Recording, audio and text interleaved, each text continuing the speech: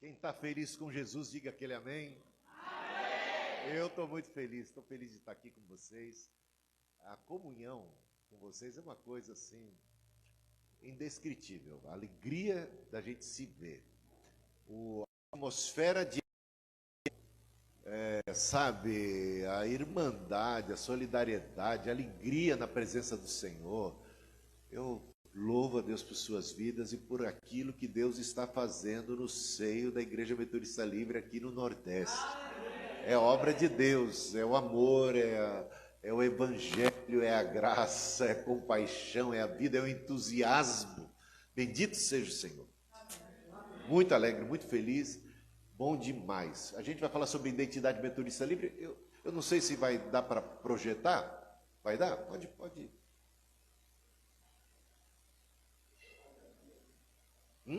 Pagar essa daqui. Mas eu acho que está dando para ler, né? Aí melhora, né?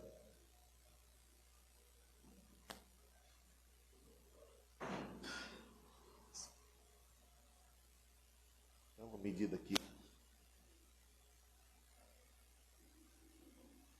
Aguardar a projeção aí, a gente já segue.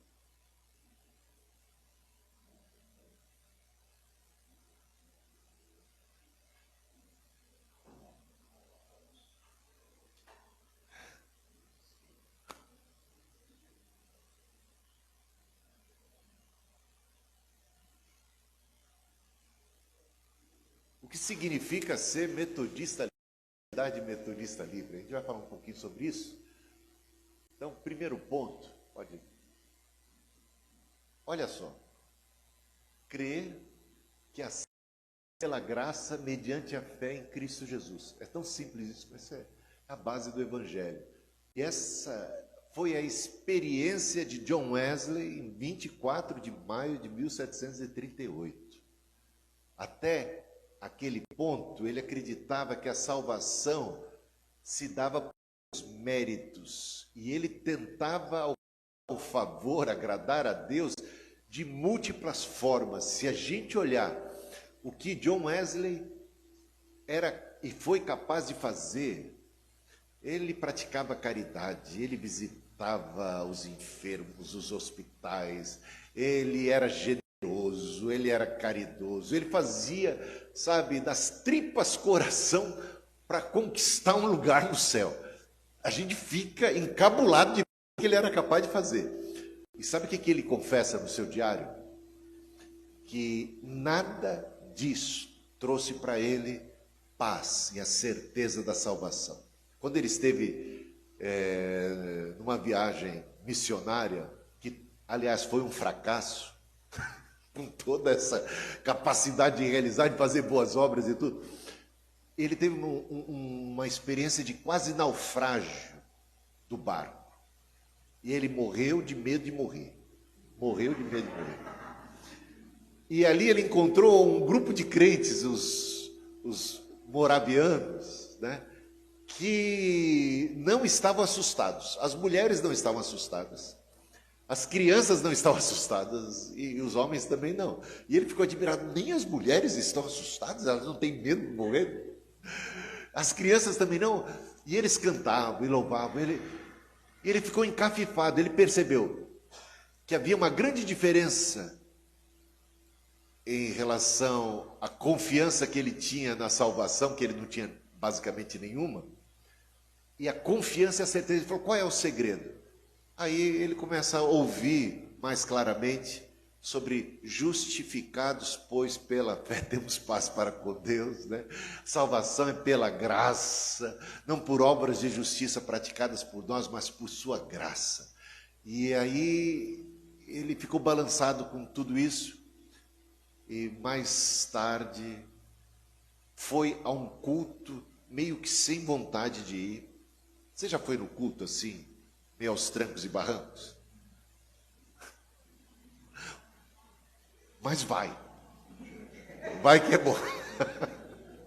Ele foi, ele conta isso, eu fui meio assim, a contragosto, meio por obrigação.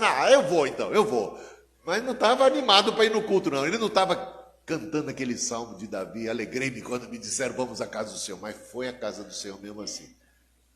Só que lá Deus falou com ele através da palavra, e ele percebeu, mas assim, caiu a ficha, de que a salvação pelos méritos de Cristo, pelo sangue do Calvário, que Ele é o Cordeiro de Deus que tira o pecado do mundo, e ele então apropriou-se dessa certeza, dessa convicção, e foi ali que ele teve o seu coração estranhamente aquecido, sendo um inglês, né? Ele mais contido. Se fosse um brasileiro, estava pulando de alegria, já estava saindo e dançando e louvando a Deus, mas meu coração estranhamente aquecido foi naquele momento, e a partir dali ele tinha certeza de que seus pecados tinham sido perdoados. Parece uma coisa simples, né? E aí ele passou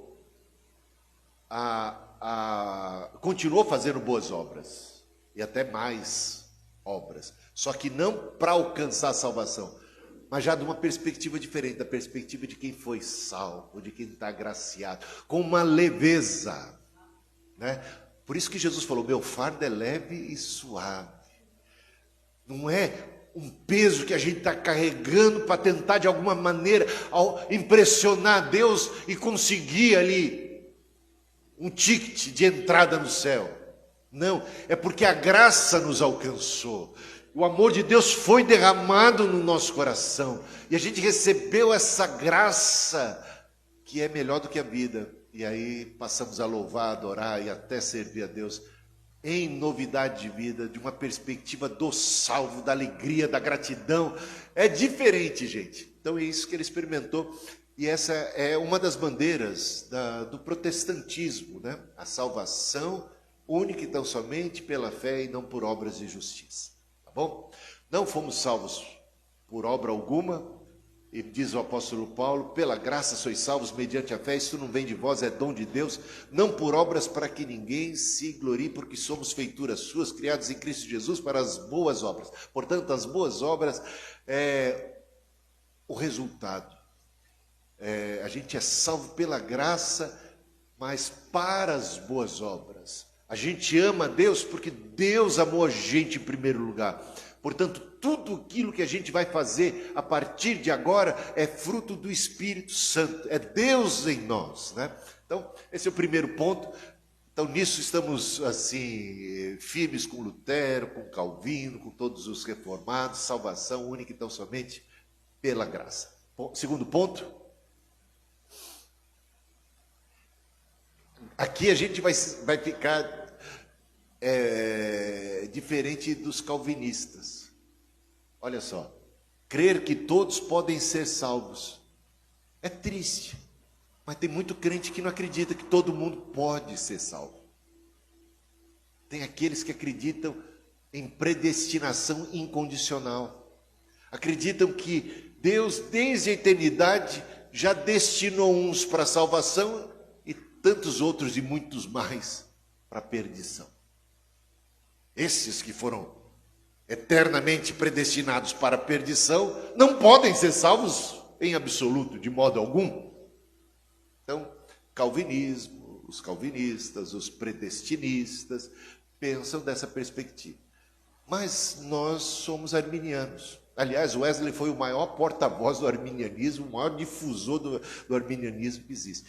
E a perspectiva é de que, eu acho que a Bíblia está repleta de referências a isso, né? Deus amou o mundo de tal maneira que deu seu Filho unigênito para que todo aquele que nele crê, né, tenha a vida eterna. Porque a vontade de Deus é que todos sejam salvos, ninguém venha se perder. Porque Jesus é o Cordeiro de Deus que tira o pecado do mundo. Ele é a propiciação pelos nossos pecados, mas não apenas pelos nossos, mas pelos pecados do mundo inteiro. Então, só assim, a graça de Deus se manifestou salvadora a todos. Você sabe que eu estou citando os textos bíblicos, porque eu não sou tão bom assim. Eu fico copiando tudo. A graça de Deus se manifestou salvadora a todos os homens, né? A todos, sem distinção, porque Deus não faz acepção de pessoas. Quantas e quantas passagens, né? Uma vez uma pessoa me perguntou, professor, eu estava dando um seminário, né? Aí um seminarista perguntou, professor, por que Deus escolheu Israel em detrimento dos demais povos? Eu falei assim, mas quem foi que disse que Deus escolheu Israel em detrimento dos demais povos? Na chamada de Deus a Abraão, é dito assim, em ti serão benditas todas as famílias da terra. Nunca foi em detrimento. Nunca foi Abraão escolhido para exercer o monopólio de Deus, o monopólio da salvação e o monopólio da bênção. É para ser missionário. E daqui a pouco a gente vai ver sobre esse ponto que os metodistas livres têm essa vocação missionária, né? Eles não se sentem os exclusivos, os únicos, aqueles privilegiados. Não, eles se sentem assim, claro, muito abençoados, muito privilegiados num certo sentido, mas tem eles também o privilégio de levar esse privilégio para os outros. E não ficar ali exercendo uma espécie de monopólio dessa bênção. Crer que todos podem ser salvos é uma característica nossa. Que Deus não ama apenas a gente, Ele ama todo mundo. Tá? E que não existe uma única pessoa nesse mundo pela qual Cristo não tenha morrido. Ele morreu por todos. O sacrifício de Jesus é suficiente para todo mundo. Aliás, Jesus, falando a Nicodemos, não apenas tem o João 3,16, depois você pode ler o 17, 18, 19, faz bem, tá? E aí ele diz o seguinte, eu não vim para condenar o mundo, eu vim para que o mundo fosse salvo. Sabe o que os calvinistas dizem? Que Deus amou o mundo dos eleitos. Não está lá, mundo dos eleitos, né? Mas eles colocam lá. Entre coxinha, mundo dos eleitos. Ele não veio para julgar o mundo, ele veio para salvar o mundo, né? Para que o mundo fosse salvo por meio dele. Mas o juízo é esse, olha o que Jesus fala, o juízo é esse. Que a luz veio ao mundo, porque Cristo é a luz que vindo ao mundo ilumina todo homem. Eles dizem todo homem eleito, é claro, né? Tem algum calvinista aqui no nosso meio? Me desculpa, eu estou pegando pesado com vocês. Hoje, esse é o dia, essa oportunidade, o momento sobre modo oportuno, eis aqui o dia da salvação.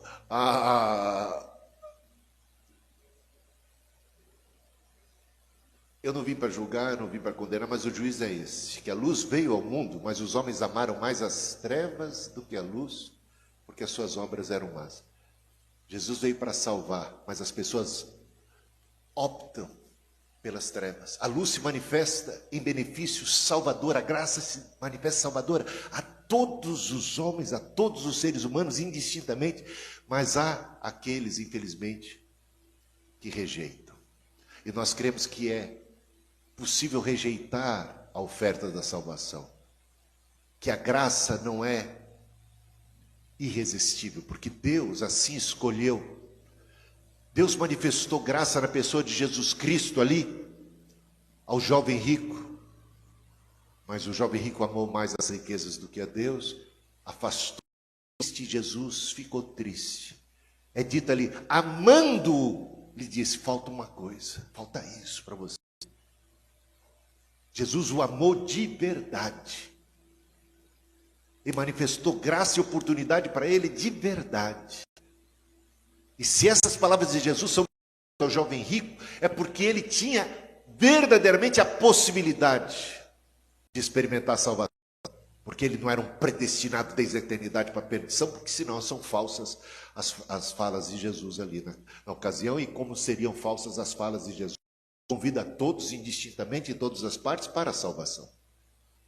Ele veio para os que eram seus, mas os seus não receberam.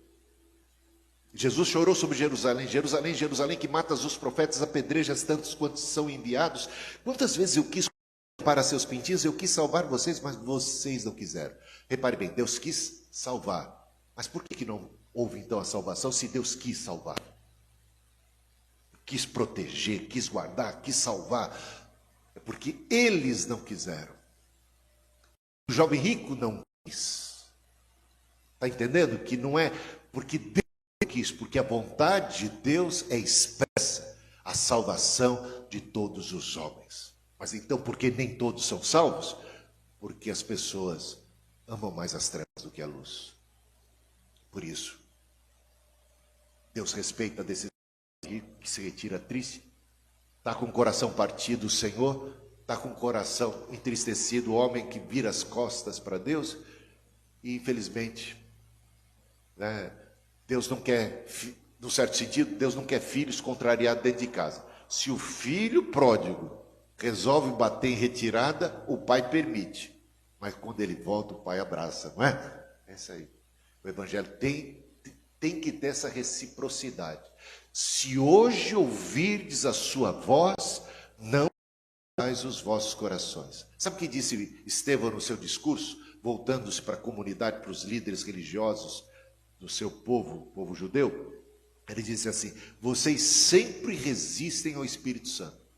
Mas como é possível resistir ao Espírito Santo? Porque ele vem de modo e age de modo resistivo. Ele trabalha para nos convencer do pecado, da justiça e do juízo, mas não a fórceps.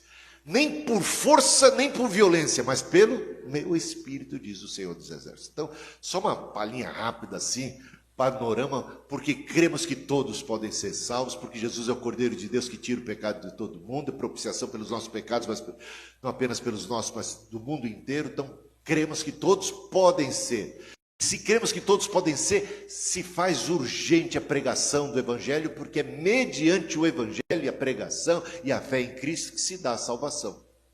Está aí a nossa grande responsabilidade. Como crerão se não há quem pregue? Aí eu já estou adiantando um ponto que vem mais para frente, mas perdoa aí, tá? O 3. Crer que podemos ter segurança da nossa salvação, tá? Mas que é necessário perseverar até o fim. Isso é um pouco complexo. Como é que eu posso ter segurança da salvação? Eu vou falar da salvação como caminho. Porque Jesus falou que ele é o caminho.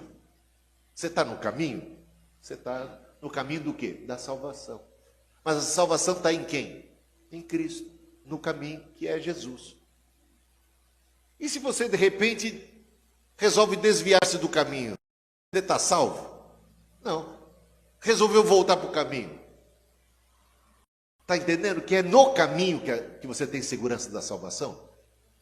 Eu acho que isso ajuda a entender um pouco. Que a salvação, num certo sentido, você vai encontrar textos bíblicos, eu não vou assim me aprofundar e não temos tempo para isso, mas posso garantir para você, faça essa pesquisa, você vai encontrar passagens bíblicas onde a salvação é descrita como evento passado. Vai encontrar textos bíblicos que falam da salvação como algo se dando aqui e agora, no momento presente. E vai ter textos falando da salvação como algo futuro. Fomos, estamos sendo e seremos salvos.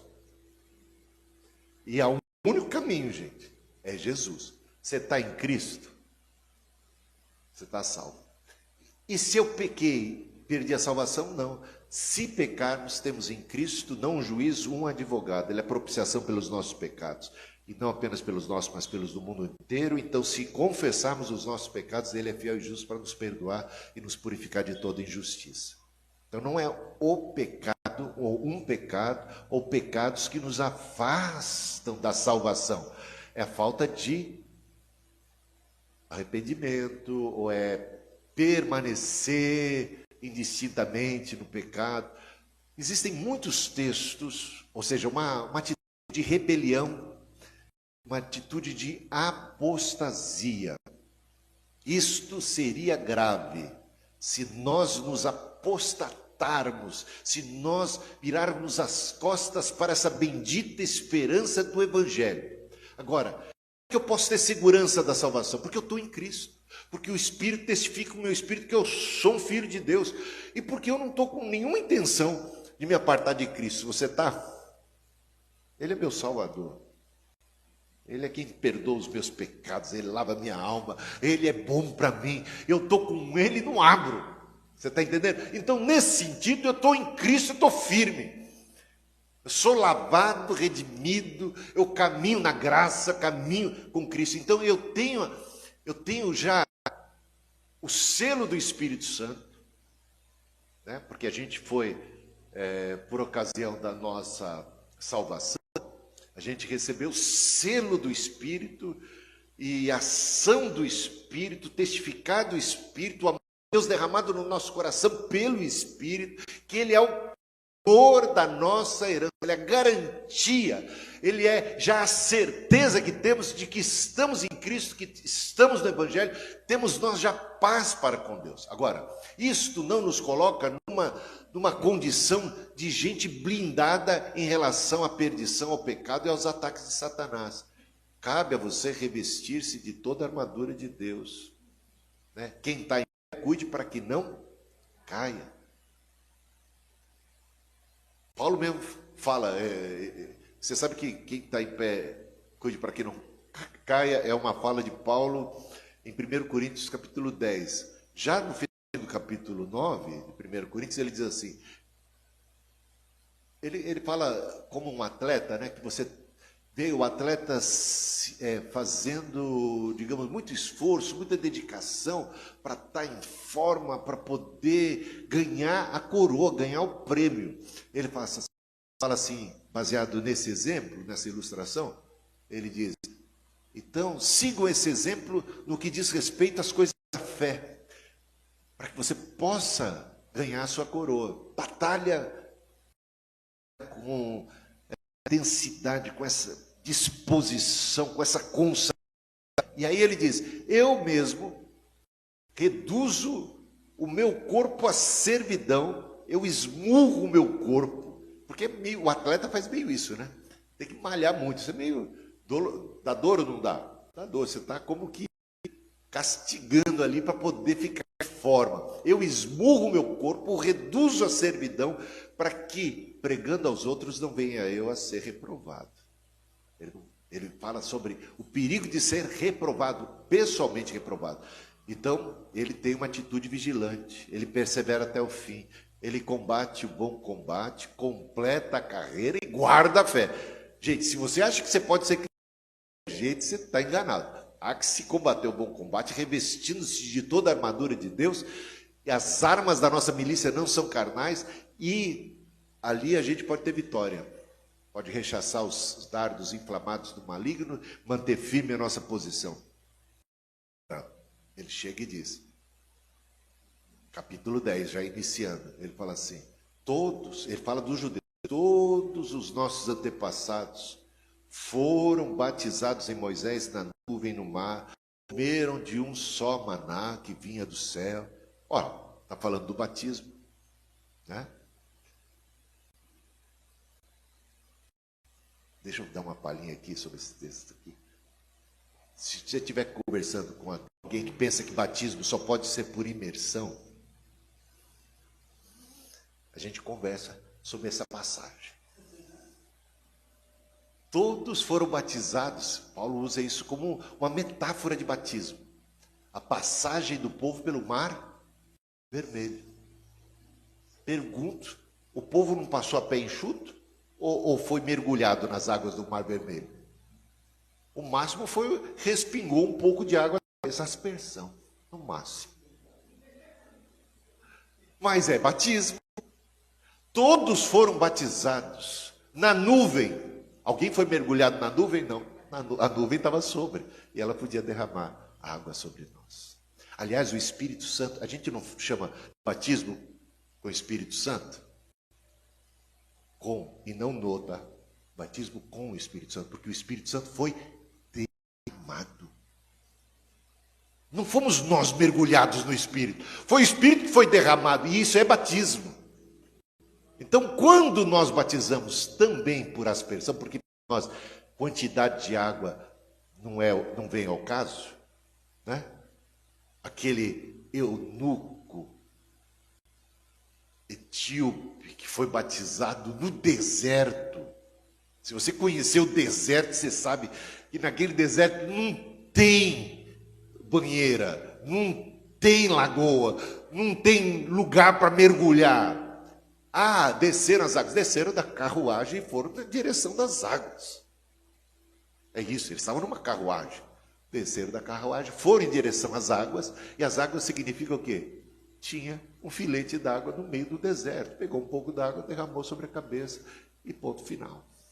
Então, não tem problema o batismo por aspersão. Aí, se você tiver com o batista, né, diz assim, batizados na nuvem do mar, sabemos não foi por imersão.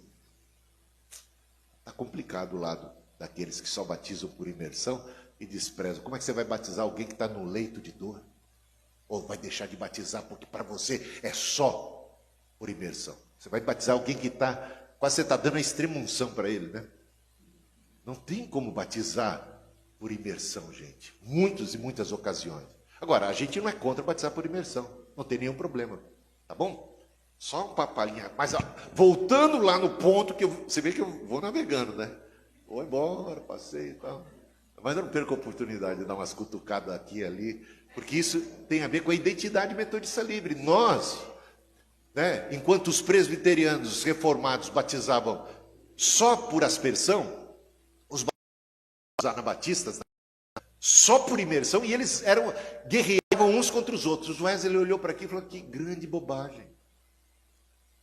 Isso não é tema para dividir a igreja, batizamos por imersão e por aspersão. Esse é o John Wesley. Não é? Vocês estão brigando por... Isso é coisa secundária, a forma de batismo é coisa secundária.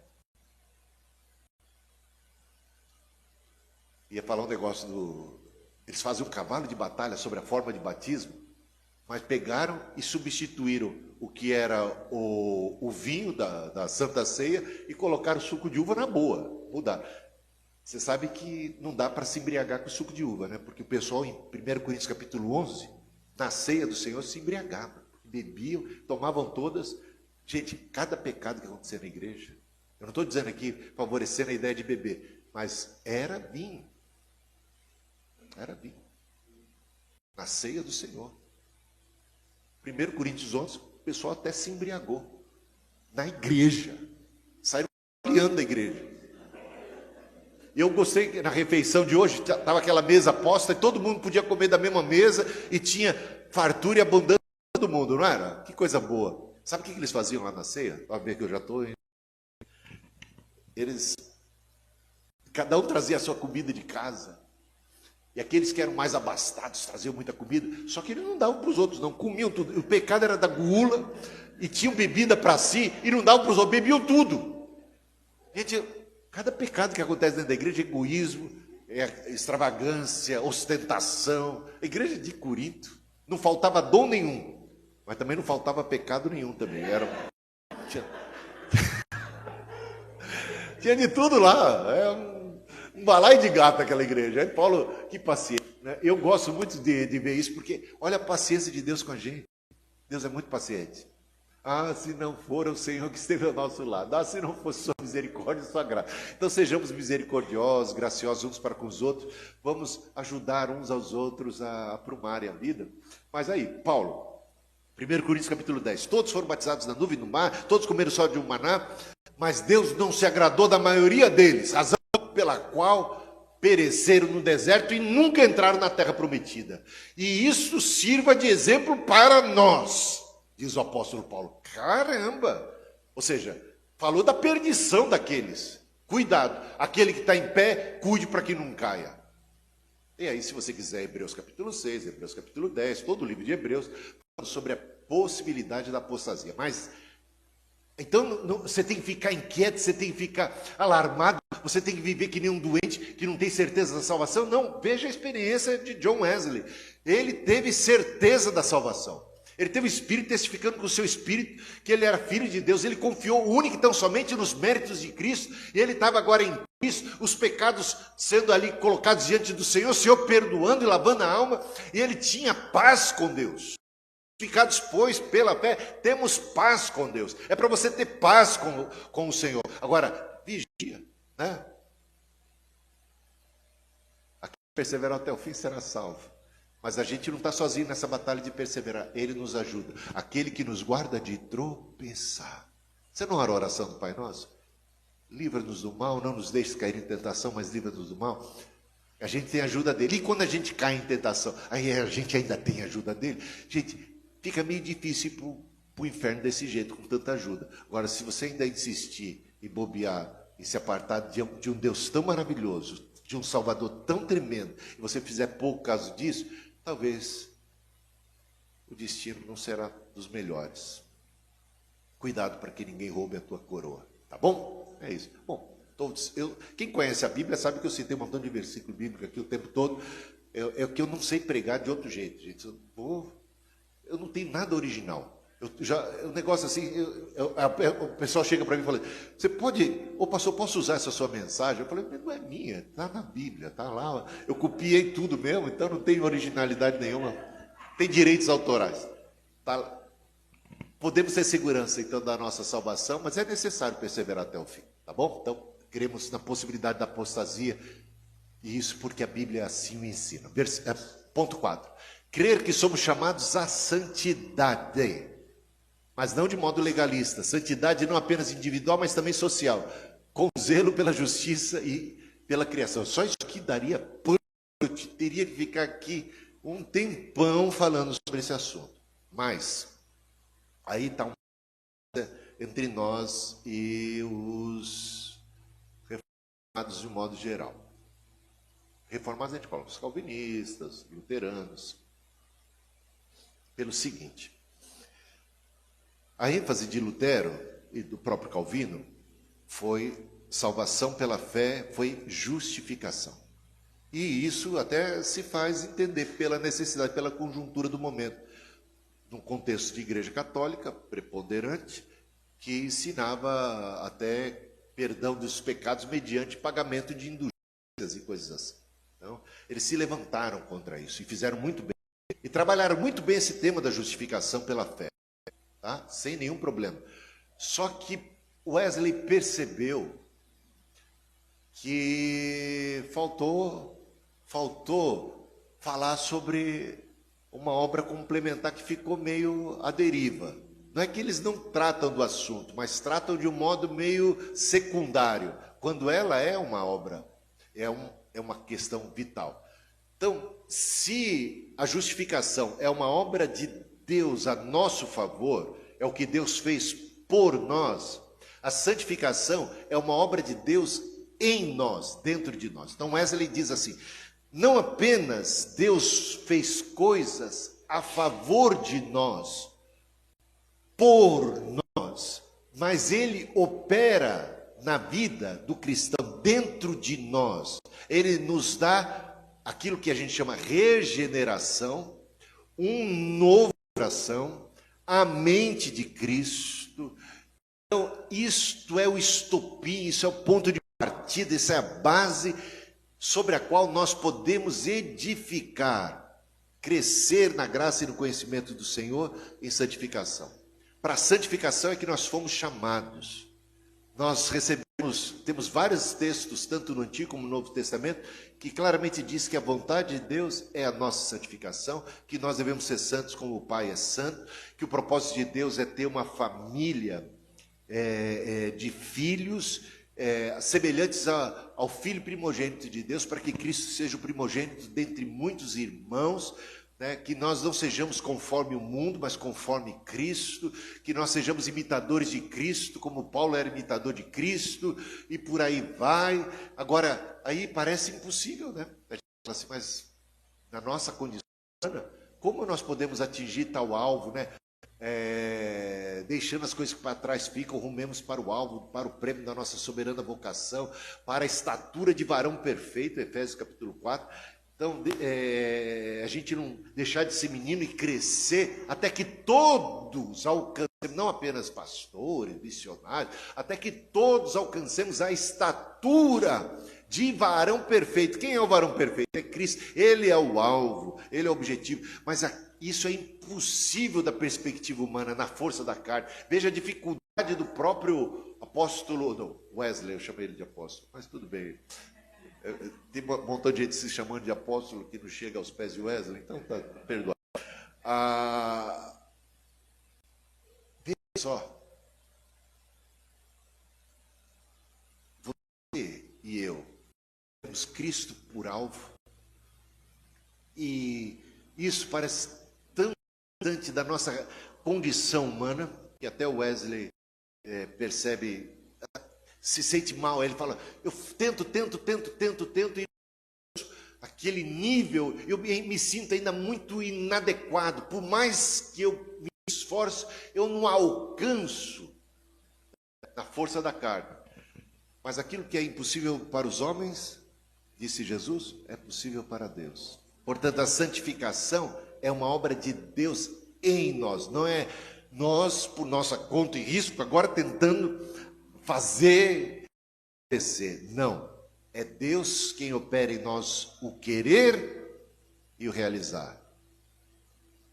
Portanto, visto que é Deus que opera em nós tanto o querer como o realizar, desenvolvamos a nossa salvação com temor e tremor.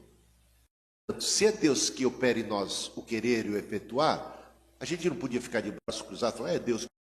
Se Deus operar aí, se não operou, a culpa é de Deus. Não.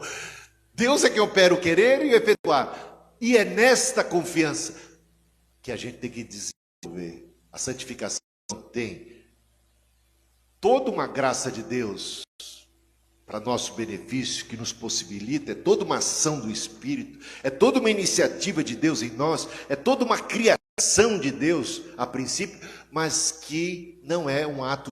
Opera em nós o querer, nos dá o seu Espírito Santo, nos coloca à disposição a armadura, armas de nossa milícia que não são carnais, mas são poderosas. Tudo isso Deus faz. Agora Ele diz, cresçam na graça e no conhecimento do Senhor. Desenvolvam a vossa santificação. Santificai-vos, pois. Esforçai-vos, pois. Faça a sua parte. Edifica, cresça. Batalha. Gente, Deus não vai batalhar por nós o tempo todo. Ele tem batalhas que Ele vai batalhar por nós sozinho. Mas Ele não apenas batalha por nós, Ele batalha através de nós e quer ver a gente corajoso, forte, confiante no campo de batalha.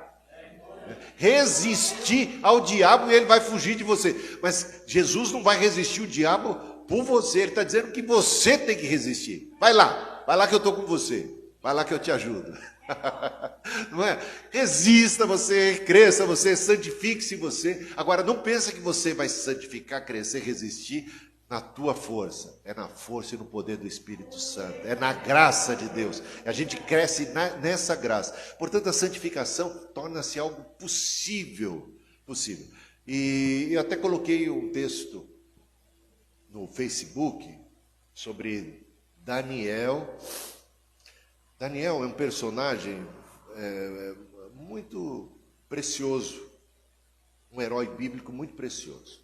O Daniel, com 14 anos de idade, é o que os estudiosos dizem, por volta dessa idade, ele perdeu seu pai, ele perdeu a sua mãe, ele foi desterrado, ele viu a sua nação sendo completamente queimada, destruída por Nabucodonosor, pelo exército da Babilônia. E ele vai parar escravo, cativo, desse exército malfeitor, responsável pela morte de seus entes queridos, familiares e destruição da sua cidade. Ele tinha tudo para ser uma pessoa revoltada, concorda? Tem muita gente que sai da igreja, muda de Deus e qualquer coisa, por muito menos que o Daniel passou. Ele não perdeu a fé em Deus. Cultivou sua confiança no Senhor com todas as tragédias que ele experimentou. Foi parar lá no palácio. Ele propôs firmemente não contaminar-se. Eu quero só dizer uma coisa, ele não era vegetariano de carteirinha. Tem muita gente que usa esse negócio do Daniel para ser vegetariano. Ele escolheu não comer aquelas iguarias porque eram sacrificadas aos ídolos. Era um jeitão que ele deu para escapar da idolatria. Então, eu me satisfaço, eu não preciso comer tanta eu vou me satisfazer aqui com os vegetais, né? Com os legumes, eu me dou bem e tal. Foi essa questão. Porque sendo judeu, ele teria que comer da Páscoa, né? Do Cordeiro Pascal. Mas tudo bem, só para você ter uma ideia da conjuntura em que se dá isso. Mas ele resolve firmemente não contaminar-se.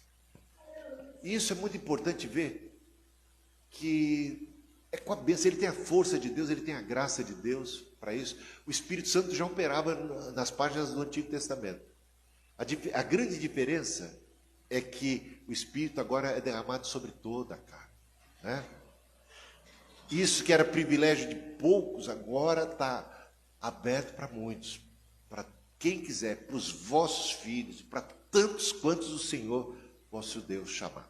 Tá bom? Então, a ideia aqui é que é possível a gente vê os heróis da fé, falando de Daniel, a galeria dos heróis da fé de Hebreus, capítulo 11. Tremenda galeria dos heróis, que pela fé realizaram feitos maravilhosos e resistiram aos maiores ataques, às maiores barbaridades, foram mortos, fiéis até a morte. Então, descreve-se toda essa galeria que ali temos em capítulo 11. Chega no capítulo 12, ele diz assim: visto que estamos rodeados de uma nuvem tão grande de testemunhas. Quem? Ele acabou de descrever. A galera do capítulo 11. Mas são testemunhas em que sentido? Em dois sentidos. Num você vai ficar um pouco chateado de ouvir que ele está pegando no seu pé. São testemunhas que não são tão a favor de nós a princípio. São contra as nossas desculpas esfarrapadas. Por quê? Porque são testemunhas de que é possível vencer, é possível viver uma vida de fé e de vitória sobre o pecado e de ser fiel até a morte. Então, nesse sentido, são testemunhas. Estamos rodeados de uma nuvem tão grande de testemunhas. Desembaracemos-nos do peso do pecado que tenazmente nos assedia, em vez de sermos coniventes com o pecado e dizer que esse peso é demais para mim e que essas tentações foram mais do que eu podia suportar, porque a carne é fraca, você sabe, e aquela coisa toda. Normalmente, quando as pessoas caem em pecado, elas descrevem a tentação e o pecado em termos assim irresistíveis. Foi demais, a carne é fraca, não deu. Olha, então eles dão uma superlativizada no pecado para poder justificar e dizer: a carne é fraca e não deu para aguentar o tranco. Mas estamos rodeados de uma nuvem tão grande de testemunhas de gente como a gente, que passou os perrengues, que enfrentou e que venceu. Agora tem o outro sentido, que é um pouco mais, eu diria, é positivo. Todos eles vão ser positivos no resultado, mas o outro sentido é que eles são testemunhas de que é possível. E eles são estímulos para nós. Quando a gente vê o apóstolo Paulo falando assim, eu gosto do Tiago falando do Elias, né? Pô, quando a gente fala de Elias, então a gente treme da base. Elias, o profeta. E como ele subiu numa carruagem, né? A gente fala, era realmente de outro planeta. Foi uma espaçonave que trouxe essa criatura e resolveu levar embora. Mas o Tiago lembra, gente, Elias era gente como a gente, sujeito às mesmas paixões, né? E eu não tenho uma pregação boa aí sobre esse despertar da fé de Elias, o que causou, então o que o transformou no profeta e tal. Mas Elias era gente como a gente. Quando a gente vê aquela nuvem tão grande de testemunhas, de gente que com suas atitudes e resistência e firmeza, resiliência, fé, puderam vencer tudo e combater o bom combate, completar a carreira, guardar a fé, a gente então fica estimulado, porque a gente sabe que é gente como a gente, e a gente vê assim, é possível, é possível. Então tem um exemplo, eu não sei se eu contei da última vez que eu estive aqui com vocês, ou lá em Monte Santo, mas essa ilustração é, para mim, muito significativa. Quando eu tinha 8 anos de idade, eu queria aprender a andar de bicicleta, mas eu não tinha bicicleta. Na verdade, meu pai não tinha dinheiro ali, minha mãe também, para comprar uma bicicleta naquela oportunidade. E meus amiguinhos, boa parte deles já tinham bicicleta. Eu tinha um vizinho que tinha uma bicicleta que era a pior bicicleta que o mundo já viu. Ela não tinha proteção na catraca, ela meio enferrujada, meio assim, meio estranho. 3, 4, 5 vezes, acredita nisso? 5, eu contei 5 vezes que meu dedão foi parar lá. Então, no processo no período de 1 ano, tentando aprender, mais ou menos 1 ano, meses, isso levou meses até eu aprender, porque eu tinha que parar, interrompia assim, rápido, eu começava, já ia meu dedão. Perdi férias. Tenho. Uma vez foi tão sério que eu vi um pedacinho do osso. Aí a gente trazia aquela parte que saiu assim, ó, colava, grudava, passava os negócios assim, emendava. Triste. Perdi umas férias inteiras. Meu pai levava a gente de férias lá para o Rio de Janeiro, que eu tenho uns quase 50 primos lá. Meu pai tem 9 irmãos, então os primos tudo lá, ele saía da casa de um, ia para a casa do outro, passava as férias. Eu lembro de umas férias que eu fui com esse dedão bem lascado, e eu perdi as férias inteiras. Via meus primos tudo jogando bola, correndo, eu com aquele dedão. Tinha uns mosquitinhos no Rio de Janeiro, pequenininhos assim, que eu não sei como é que pode existir aquela criatura e ficar tudo rodeando a ferida. Vocês já viram esse negócio? Tudo rodeando. Eles gostam daquilo da ferida do dedão. E eu ali assistindo eles jogando bola, passei as férias inteiras, perdi. Mas eu aprendi a andar de bicicleta como? Eu fui para uma 6ª tentativa, na mesma bicicleta. Colocava o pé assim já.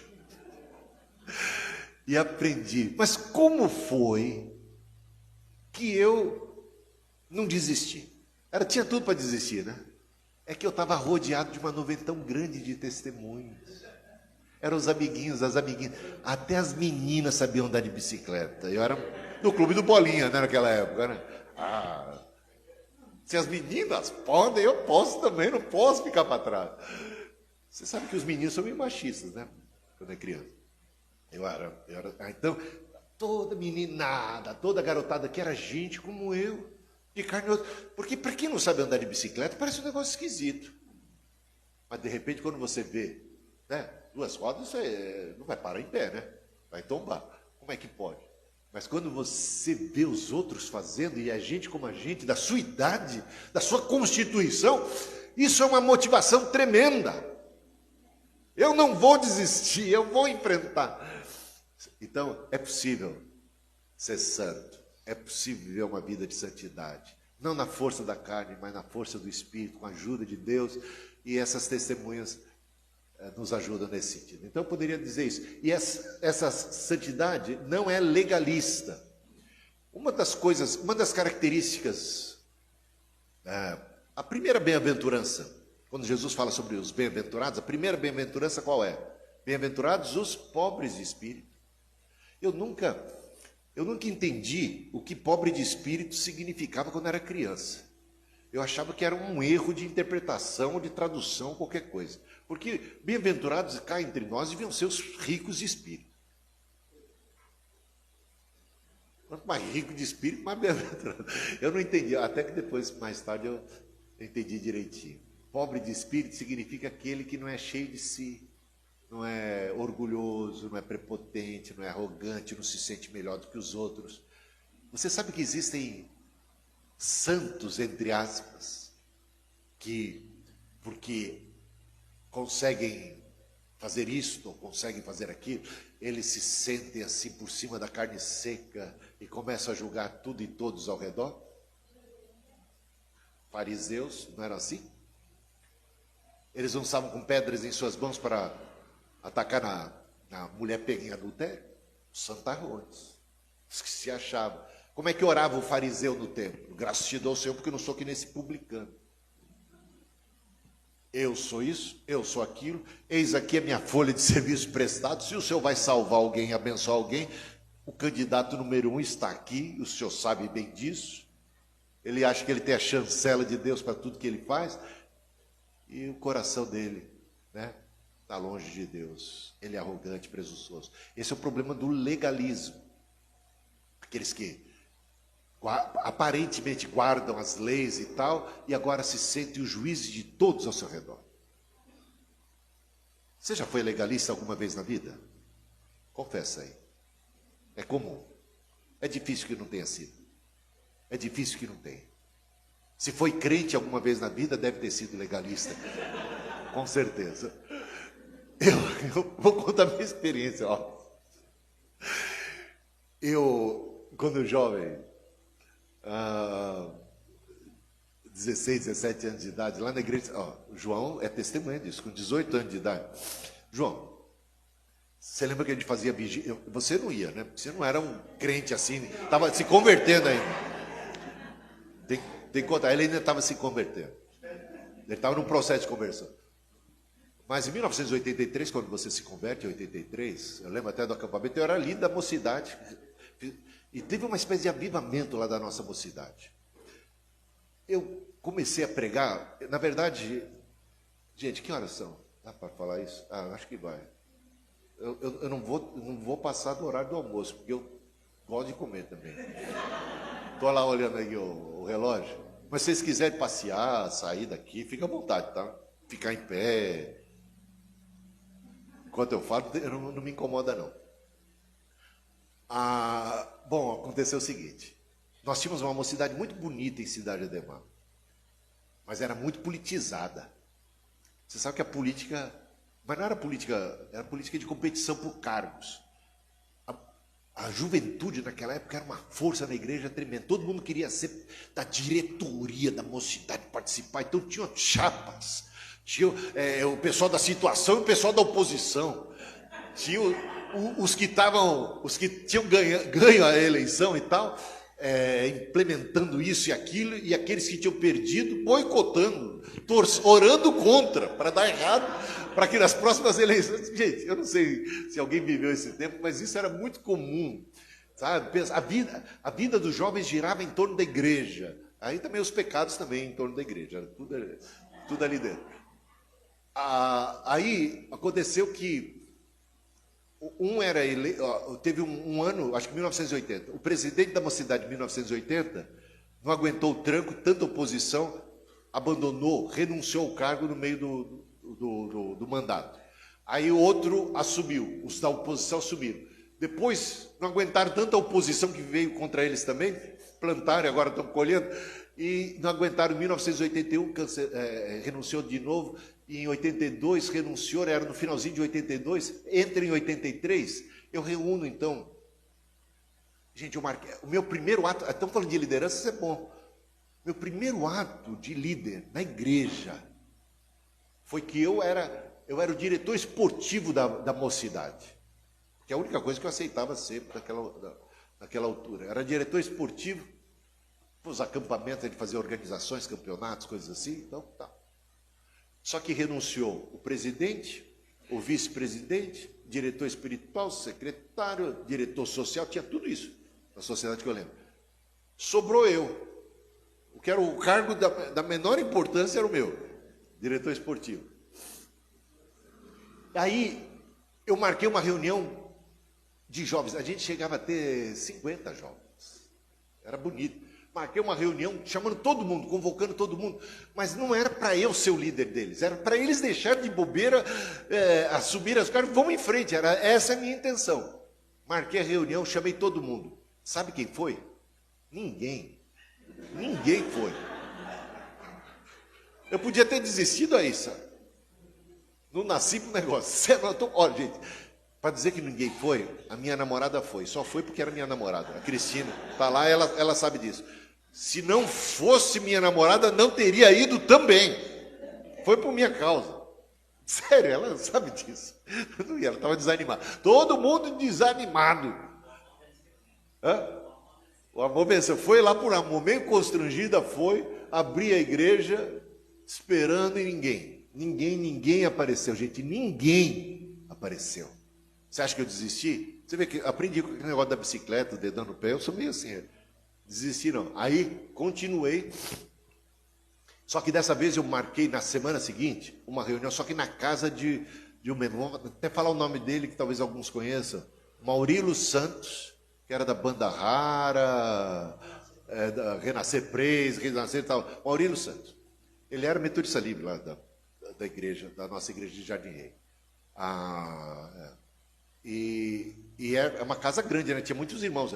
Maurílio, Valdecido, Emício, Eli. Pô, eu não sou bobo, né? Vou marcar pelo menos. Já tem pelo menos uns 10 jovens só naquela casa lá. Marcão, né? O Marcão. Não sei se tem alguém lá de Jardim Rei que está sempre transmitido, ouvindo aí. A gente já estava em Jardim Rei nessa altura do campeonato, 1983. Aí marquei com todo mundo. E fizemos uma reunião meio que de negócios, assim. Só foi alguns jovens e tal, mas eles estavam arredios. Ninguém queria voltar para a sua posição, ninguém estava animado. Aí eu marquei uma outra reunião, só que agora na casa do Higino, na outra semana na casa do Higino. Lembra do Higino? Higino, Esmeralda, tal. Marcamos na casa do... Só que a dona Esmeralda não entendeu patavina do nosso propósito, que era uma reunião de negócios dos jovens da igreja, para a gente ver se a gente se organizava, o pessoal deixava de besteira e voltava para a liderança. Chegamos lá, na casa do Higino, ela convidou toda a vizinhança para um culto. Sério. Tinham 10, ela estava toda contente. O Higino, todo contente. Os nossos vizinhos vieram, temos 10 vizinhos não crentes, e hoje é dia de salvação para eles. Aí o bicho pegou, porque eu nunca tinha pregado na vida, né? Aí eu falei, eu estou fora, né? Eu fui pro ex-presidente da mocidade. O ex-presidente vai pregar. Então, temos 10 visitantes, a gente vai ter que pregar, fazer um culto aqui, alguém toca, e você poderia pregar? Não, eu não vim preparado. Falei, foi mal. Vou lá para o diretor espiritual. O ex-diretor espiritual certamente vai estar preparado. Não estava preparado. Fui para os mais experientes todos. Ninguém, todo mundo pulou fora. Quando eu me vi, eu tinha chamado aquela reunião, me vi diante desse desafio, 10 visitantes ali, prontos para ouvir o evangelho, e ninguém preparado para pregar, eu fui tomado de uma coragem que eu não tenho. Eu me escondia na hora de fazer oração, eu sentava lá atrás, que eu não queria que o pastor me chamasse para fazer oração. Eu era envergonhado. Tinha muita timidez, muito recalcado, muito oprimido, muito assim, intimidado diante de tudo e de todos. E de repente a necessidade, já ouviram essa expressão, a necessidade faz o homem? Então, aquela necessidade de que, então por causa daquelas pessoas que precisavam ouvir, eu abri a Bíblia e preguei. Só que quando eu preguei, eu não me reconheci. Eu falei com uma desenvoltura que eu nunca tinha tido na vida, nem sabia que era capaz. Fiz o apelo, os 10 levantaram a mão aceitando apelo. Só que quando a esmola é demais, o santo desconfia. Vocês entenderam direito? Refiz o apelo, pesando no preço do discipulado. Carregar a cruz, ser crente e tal, aquela coisa toda. E 5 ainda mantiveram suas mãos levantadas, e uma dessas irmãs, uma dessas pessoas que se converteram, uma irmã, que chegou para mim depois do culto chorando e disse assim, eu queria fazer uma reunião como essa na minha casa, e queria chamar meus familiares, você pode pregar essa mesma mensagem? Aí, lá, para eles, aí eu falei, a mesma? Talvez dê. Já tinha me saído bem com ela, eu falei, eu acho que dá. E fui lá na casa dela, na semana seguinte, era uma terça-feira, fomos na casa dessa irmã, um monte de gente não crente, e ali eu preguei essa mesma mensagem, um monte de gente mais se converteu. Dentre eles, pessoas falam assim, eu quero uma reunião dessa na minha casa para chamar. Gente, eu não parei de pregar mais. Não parei mais, eu tinha 18, 19 anos de idade. Nunca tinha pregado, agora estava pregando, às vezes era terça, quinta, aí eu me tornei o líder da mocidade, porque todo mundo puxou o carro mesmo. Nós fazíamos os cultos no sábado. Você lembra que a gente fazia o culto lá em Jardim Rei no sábado? O culto do sábado lá, a mocidade começou a vir em peso, o pessoal começou a voltar, começou a fazer retiro. Nós fizemos 3 retiros só aquele ano, João. 3 retiros de jovens aquele ano. Num deles o João vai se converter. Não sei se fiz bom negócio aquele dia que foi. Coisas, cara, impressionantes. Me tornei um líder que eu nunca tinha sido líder e nunca quis ser líder. Comecei a pregar que eu nunca quis. Mas do que eu estou falando? Sabe qual que é o tema? É prepotência, é arrogância. Quando eu era humilde, Deus me exaltou. Agora eu sou o rei da cocada da pregação. Segura, pião. Não tem para ninguém. Jejuava toda semana. Vigília, a gente organizava toda semana. Sexta-feira era dia de vigília. Grupo de jovens na casa lá das filhas do seu Sebastião. Você chegou aí alguma vez lá? Percebeu? Estava chegando. Comecinho, né, de carreira. Cansado, trabalhava muito. Trabalhava no banco... Como que é o nome mesmo? Sudamérica. Trabalhava muito cansado, não dava para aguentar aquela vigília. Passava a noite. Gente, vigília a noite toda, no dia seguinte de manhã estavam jogando bola. Futebol. Dormir para quê? Isso é coisa para um camarada velho que nem eu agora. Eu tenho que dormir. Jovem é outro papo. É uma energia que eu vou te contar, não tem igual. Não dá. Quando a moçada hoje faz as coisas, a gente fica meio assim, né? Não, vai que nós estamos na retaguarda, vai que nós que é um fôlego só, meu. E a gente ali na vigília, ali sexta-feira, orando, jejuando, eu comia a Bíblia. A gente lia livros assim, no nosso grupo de jovens, e um lia um livro, passava para outro, todo mundo lendo, buscando a Deus, orando. Então, não faltava oração, não faltava jejum, não faltava vigília, não faltava leitura da Bíblia, mas começou a faltar um negócio importante, humildade, porque aí eu comecei a me sentir mais do que os outros. Eu julgava todo mundo da igreja. Igreja é igreja, né? A frieza espiritual dos irmãos, das irmãs. Aí eu também estava chateado de só ficar pregando em casa. Eu já estou com 19 anos de idade, já estou no patamar de pregar no culto de domingo à noite na igreja. E cansado de só pregar no culto de jovens aos sábados, prepotente, arrogante, cheguei para o pastor Osias Costa. Foi o pastor que te batizou? Foi? Era o nosso pastor. Foi o Daniel, né? Então, pastor Osias Costa era o pastor. Cheguei para o pastor Osias e falei, pastor, eu gostaria de pregar no domingo à noite. Eu me convidei. Eu achava que ele estava errado de já não ter reconhecido o meu grande talento e minha espiritualidade. Já que o senhor não se toca, eu toco o senhor. Quero pregar no domingo à noite. E o pastor foi bondoso. Mas que coragem e tal. Vou marcar então. Marcou, mas você está mesmo preparado? Eu falei, não, pastor, confia aí, eu estou pregando já aí. Eu estou em casa. Marcamos uma data. E aí, os jovens da igreja, uma turma lá, que estava me acompanhando e tal, eles falaram assim, agora vai vir. Eles achavam que o avivamento para Metodista Livre vinha através de mim, que eu era o Espírito Santo, uma pessoa. Eles orando, e aí mais jejum, mais oração, para que aquele dia fosse um divisor de águas na história da igreja, e o fogo descesse, e a gente subisse para o céu, um negócio assim. Aí eu fui, eu encatei o paletó, me arrumou até colete, com colete eu estava. Você estava naquele dia que eu preguei? Ô João, você escapou. Escapou porque aquele foi o pior dia da história da Igreja Metodista Livre de Jardim Rei. O pior da vida daquela igreja foi aquele dia. Porque eu fui para lá, e como o Espírito Santo vinha sobre mim, e me inspirava, e eu não precisava preparar, eu lia muita Bíblia, tá? Mas eu não precisava preparar, as palavras vinham. Eu e o Espírito Santo, assim, uma intimidade. Eu não preparei nada específico assim. A única coisa foi o texto bíblico que eu escolhi, a parábola do joio e do trigo, por uma boa razão. Eu, trigo, o restante da congregação, joio. Esse esboço estava montado, o restante.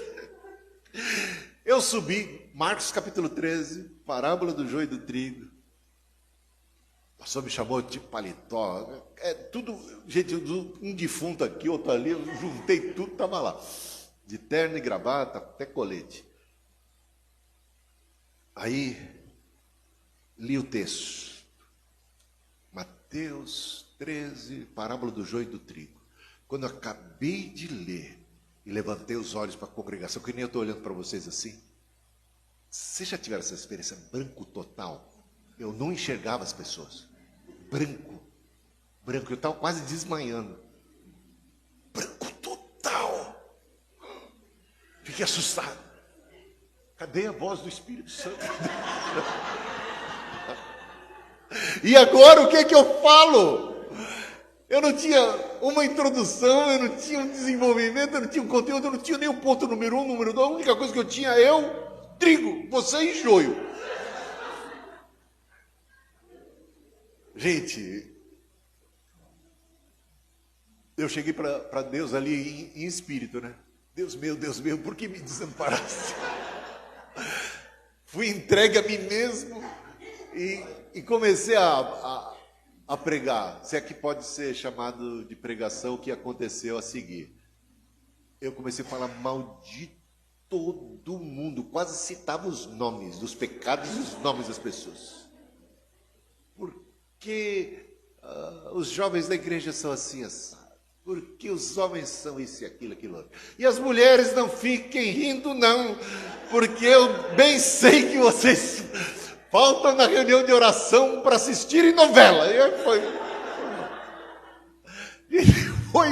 Acredite, tem testemunhas vivas. Eu não sei como não morreram naquele dia, mas testemunhas vivas desse colapso. Tem gente que... Eu já contei isso lá em Jardim Rei, o pessoal lá sabe disso. Foi desse jeito.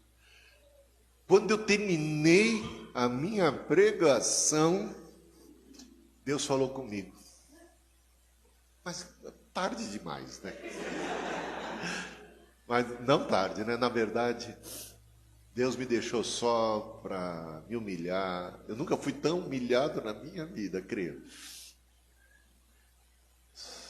Subi com um topete de espiritualidade, desci assim. Parecia mais o maltrapilho, né? O mendigo de Jericó, né? O cego de Jericó. Senhor, filho de Davi, tem misericórdia de mim, tem piedade de mim. E aí Deus falou comigo, eu terminei de falar, baixei a câmera na hora, assim. Eu disse para mim mesmo, eu magoei os meus irmãos. Eu pregava em dedurrice, assim, olhando na cara dele. Pá, só bronca para lá e para cá. Não tinha graça, é o legalismo. É o topete, a presunção. É me sentir mais do que os outros, é pisar nos outros. É me colocar fora da própria mensagem. Eu estou num outro patamar. Essa mensagem não é para mim, essa mensagem é só para vocês. É vocês que precisam, tal. Sigam o meu exemplo, qualquer coisa assim. Então, Deus falou comigo, aí eu disse para mim, eu magoei meus irmãos. Agora já não tinha coragem, eu que preguei olhando no rosto, não tinha coragem de olhar para eles, eu estava assim. E eu dizia para mim mesmo, eu nunca mais vou pregar em toda a minha vida. Nunca mais vou pregar em toda a minha vida. Gente, isso foi um trauma tão grande que eu parei de pregar mesmo. Eu pregava umas 2, 3 vezes por semana. Eu parei totalmente de pregar. Eu fiquei mais de ano sem pregar. E só voltei depois com muito temor e tremor quando a Helenita, a Fátima, a Lucília, que eram de Taboão da Serra, me convidaram, insistindo muito, porque eu já tinha pregado lá nos meus tempos áureos de grande pregador, e eles achavam que era bom. E estavam me chamando e convidando, vem, vamos fazer uma reunião de jovens, não sei o que e tal. E eu dizia, não, mas eles insistiram tanto e aí... Fui assim, eu vou lá. Aí gente, desde então, eu aprendi que o Espírito Santo inspira a gente e ajuda a gente no preparo da mensagem. Ele não precisa inspirar só na hora, né? Então, preparar e tal. E eu não tinha preparado, eu tinha tudo de cor e salteado. Que eu ia dizer no começo, depois e tal. Se o Espírito Santo resolvesse variar a mensagem, tudo bem. Caso contrário, eu já estava calçado, entendeu? Foi por aí, com muito temor e tremor, e desde então é meio assim. Tem pessoas que falam assim, poxa, bispo, você não usa o esboço, você não precisa. É porque eu desenvolvi esse pavor de ficar com o branco, de não ter o que falar, e eu realmente, digamos assim, eu tenho o esboço na cabeça. Mas é por medo mesmo, não é porque eu sou bom, não. É o medo de ter aquela experiência de novo. Mas olha a arrogância. E faz parte do processo de Deus. Deus disciplina os seus filhos, a quem Ele ama. né? Então, não é para ser legalista, não é para ser arrogante. A santidade é humilde. A santidade não me coloca acima das pessoas, me coloca a serviço das pessoas. O meu olhar para com as pessoas vai ser um olhar mais benigno, mais misericordioso, mais compassivo, mais bondoso. Não vai ser de juiz, vai ser de alguém como Jesus, que andou no meio dos pecadores e que os pecadores gostavam de estar com ele. Se ele fosse legalista, os pecadores não iam gostar de estar com ele, não é não? Jesus era amoroso. Vinde a mim, todos vós, vocês estão cansados, sobrecarregados, venham. Então, esse olhar que a gente tem que ter para todo mundo. E ela não é apenas individual, ela é social. Por quê? Jesus veio para desfazer as obras do diabo, e Wesley, então, onde ele encontrava o pecado, onde ele encontrava as ações do maligno, seja no indivíduo, seja no sistema, seja na sociedade, ele batia de frente. Foi por isso que ele lutou contra a escravidão, trabalho infantil, necessidade das crianças terem escola, reformar as prisões, tantas áreas em que o metodismo entrou e foi mudando as leis, mudando as coisas. Por quê? Porque é em favor da justiça, é em favor do bem comum. Não pensa só em nós. Pensamos em ser sal da terra, ser luz do mundo, e o propósito, segundo Wesley, era que Deus estava espalhando os metodistas por toda a face da terra para transformar a terra, para transformar a realidade. Essa é a razão porque ele espalha vocês para tudo quanto é lugar, para que vocês possam ser bênção em todas as partes, não apenas no contexto de uma igreja, das atividades da igreja, mas da vida humana, da santidade que se estende do indivíduo, que alcança a família, que alcança a comunidade, que vai transformando a sociedade, salgando o mundo, iluminando o mundo, espantando as trevas. E eu acho que já está bom, né? Eu queria, porque senão eu vou ficar falando, mas eu não sei se vocês aguentam, eu mesmo não aguento me ouvir mais. Eu achei que já foi muito. Eu teria muito para falar, para expor sobre isso. Vamos ver o ponto 5, o quinto ponto. Compreender o cristianismo mais como uma vida a ser vivida do que um conjunto de crenças a ser professado. Nós somos ortodoxos.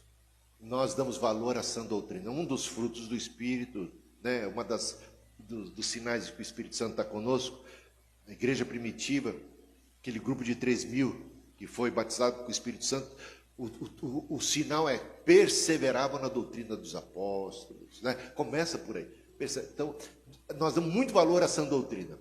Só que tem gente que só para por aí. A gente entende que a doutrina tem a ver com a vida. E que se tem doutrina correta, mas não tem uma vida correta, de nada vale a doutrina correta. A doutrina vem para dar novidade de vida para a gente. Então, a gente compreende que cristianismo é muito mais o que a gente é e faz e age do que a gente crê e fala. E a gente percebe hoje nitidamente o problema de um cristianismo da boca para fora, de uma fé nominal, que sem testemunho. O que disse Jesus? Recebereis poder ao descer sobre vós o Espírito Santo e ser-me-eis o quê? Testemunhas. Não apenas da boca para fora.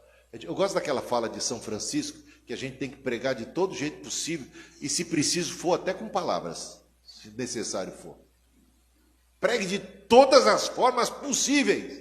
Se necessário for, use palavras. Então, pregação nossa seja mais de vida do que de palavras. Guarda isso. De atitude, de olhar, de ação. Então, isso é mais importante do que uma doutrina correta, inócua, que não encontra guarida no nosso coração, que não nos transforma. Aí a gente pode dizer assim, como Tiago, fazer coro com Tiago. Me mostre a sua fé sem obras, que eu com as minhas obras mostraria a minha fé. Ou seja, de fato, o resultado da fé precisa ser ação, atitude e tudo mais. Tá bom? Bom testemunho. Estou indo com tudo aqui. Vamos lá para o próximo ponto. Capacitar todos os crentes para o cumprimento da missão. Porque Deus não chamou apenas pastores para uma missão, não apenas missionários para uma missão, não apenas evangelistas para uma missão. Veja lá Efésios capítulo 4. Esses líderes, profetas, mestres, apóstolos, quase uma hierarquia, né? Começando por apóstolos e tudo, de liderança, em termos de liderança, de dons, de ministérios, foram dados à igreja, né, para capacitação de cada membro, para que cada membro possa exercer seu ministério específico, particular. Não é a ideia de que o pastor, ou os oficiais, ou os líderes têm ministério e o restante da congregação apoia o ministério que eles têm. Não é. Cada um de nós tem um dom, um chamado, um ministério, uma vocação. Uma delas é amar a Deus sobre todas as coisas, é o próximo como a si mesmo, é viver esse amor, é dar testemunho de Cristo, é ser uma pessoa íntegra, honesta, correta, é ser caridosa, ser bondosa, ser misericordiosa, é fazer o bem, é como Jesus que ia por todo canto fazendo bem. E a outra coisa é evangelizar. É dom. Para alguns é um dom especial, que a gente chama de evangelista. Eles têm uma pegada diferente. Eu conheci um chamado Eli Orsi. Eita, camarada arretado para pregar o evangelho. Mas ele tinha um foco no evangelismo que eu nunca encontrei em outra pessoa. Ele acordava todo dia, a primeira oração que ele fazia é: Senhor, me usa para a salvação de vidas, coloca no meu caminho aqueles que o Senhor quer comunicar o evangelho. Já ia orando por essas pessoas que ele encontrava, porque ele saía já para encontrar com as pessoas, por onde ele ia. E aí, me dê as oportunidades, abra as portas, me use para a tua glória e salvação. Todo dia ele fazia isso. E aí, quando ele se deparava com alguém na rua, com alguém dentro do metrô, na padaria, na fila, ele já puxava conversa, ele já sabia que aquela pessoa que estava do lado dele foi Deus que colocou, ele já ia com uma autoridade para cima da pessoa. Deus me mandou falar para você que ele te ama e tal. E não é isso. Deus não mandou você, Erivaldo, falar? Mandou vocês falarem. Né?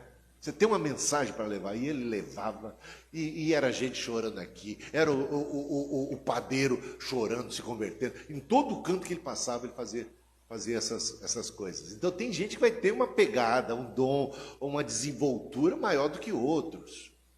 Mas, num certo sentido, todos nós somos chamados para pregar o evangelho. Não quer dizer pregar para uma multidão. Alguns vão ter essa vocação, outros não. Mas para o seu vizinho, para o seu amigo, chamar, venha para a igreja, vai ter uma programação especial, orar para que seus amigos se convertam, que você tenha oportunidade de pregar para eles, falar, dar uma palavra, dar um testemunho, sem ser chato, sem ser inconveniente, mas com sabedoria. Prega em todo o tempo. Aproveita a oportunidade, por familiares e tal. Então, isso realmente ensinar. Alguns vão ser mestres, mas você vai sempre poder ensinar aquilo que você já aprendeu, num determinado nível, para pessoas que sabem menos que você. Então, você pode fazer o discipulado 1 a 1, você pode orar pela pessoa. Então, aí você vai ver a necessidade de se aprender mais, aí você vai crescer. Quem sabe você tem realmente um dom e uma chamada para ser mestre, ou alguns vão ter trabalho com crianças, ou discipulado. Ou seja, dá para a gente fazer muita coisa para o reino de Deus. Fidelidade, amor, orar, ministério de oração, ministério de serviço. Como tem gente que tem Sabe, minha esposa tem esse ministério de serviço. Como ela gosta de servir. Parece que nasceu vocacionada para isso. Eu já não é minha praia muito não, sabe? Mas eu casei com ela, que a gente é um só, não é? Então já... Mas ela já chega e já pega a vassoura, e já vai limpar a igreja, vai varrer a calça. Todo domingo ela faz isso. Vai mexer nas coisas, vai lavar a louça, vai... Nossa, tem um negócio, eu diria um finiquito para essas coisas. Eu faço. Eu lavo louça em casa. Não com tanta frequência como deveria, mas lavo. Lavo louça, faço algumas coisas, lá umas tarefas lá de casa e tal. Mas francamente, eu sou fraco nessa área, não é minha praia. Cada um tem o seu chamado, sua vocação. Mas não é para ficar molenga também. Vai fazer. Mesmo assim, mesmo não sendo a minha paixão número 1, e nem a número 2, nem a 3, eu faço. Eu ajudo. E quanto à construção de igreja, o que eu já trabalhei, eu virei um servente de pedreiros daquele, gente. O que eu trabalhei na minha vida, igreja, construindo, levantando parede, fazendo coisas. Então a gente trabalha. Agora vai dizer assim, eu não vi a hora de acordar e ir lá para... Você está entendendo o que eu quero dizer de vocação? Agora, fala com o Alzenir. Nossa! O homem...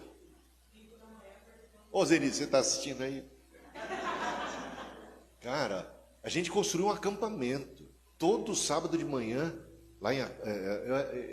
Eu tive o privilégio, sabe, de ter o Alzenir. E levava a gente todo sábado. A gente passava o sábado, dormia lá no acampamento. No domingo, eu só voltava para o culto à noite quebrado, que eu já não conseguia levantar para pregar o evangelho. Chegava na hora da pregação, assim. Muito. E cavar a fossa, poço. Eu cavava um poço, eu quase que me afundava lá, cavando poço. Então eu trabalho. Mas não é minha alegria. Meu pai é eletricista, chamava eu de criança, eu e meu irmão. Eu vou contar meus pecados, porque senão só contar coisa boa não dá, né? Aí meu pai chamava... E eu era um garoto de rua. Eu já tinha minha programação do dia, empinar pipa, rodar peão, bolinha de gude, futebol. Esse é meu mundo. Aí meu pai, eu tenho uma obra para fazer, você poderia me ajudar? Poderia não, ele já mandava, né? Pai, eu era criança, 7, 8 anos de idade, 10, ia ajudar. Gente, era o sábado inteiro. Puxa esse fio, puxa o fio. Eu puxava o fio errado, ainda levava bronca. Ele em cima lá da coisa. E meu irmão junto. Meu irmão tinha uma pegada, meu irmão gostava de ajudar. Eu acho que ele, não sei, tinha um negócio com meu pai lá, e ajudava meu pai e tal. Eu aproveitava, já no outro sábado, você acha que ia estar pronto? Eu acordava antes do meu pai. Às 5 da manhã, meu pai acordava às 5h30, 5 eu já estava em pé, já tinha pulado fora para a rua, já tinha comido alguma coisa, eu já estava no meu mundão, e eu não queria que meu pai me visse para me levar de novo. Eu passava o dia pirando pipa. Eu era criança. Estou falando assim, para dizer que realmente esse negócio de trabalho pesado, essa coisa toda, nunca foi a minha paixão. Agora, minha paixão foi sempre estudar, ler, aí não precisava me mandar nada. Você está entendendo? Então é uma questão muito de vocação de cada um. Mas todo mundo pode fazer, todo mundo pode ajudar, todo mundo pode trabalhar, mesmo que não seja sua vocação. Então dá para a gente fazer muita coisa na igreja, para a glória de Deus, para a edificação do corpo de Cristo. Mas eu acho que já está chegando a hora, 15 minutos. Tem alguma pergunta que vocês querem fazer? Depois a gente segue, continua mais. Tá? Porque meu programa era dar tudo isso aqui agora de manhã. Mas eu enrolo muito, não é? Falo demais. Então é o seguinte, tem pergunta para fazer? Eu queria, talvez, no período da tarde, fazer bastante troca de ideia, pergunta e tal.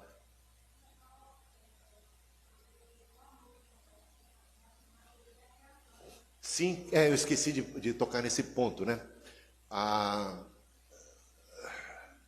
Hoje é um tema muito polêmico, essa questão da ecologia, né?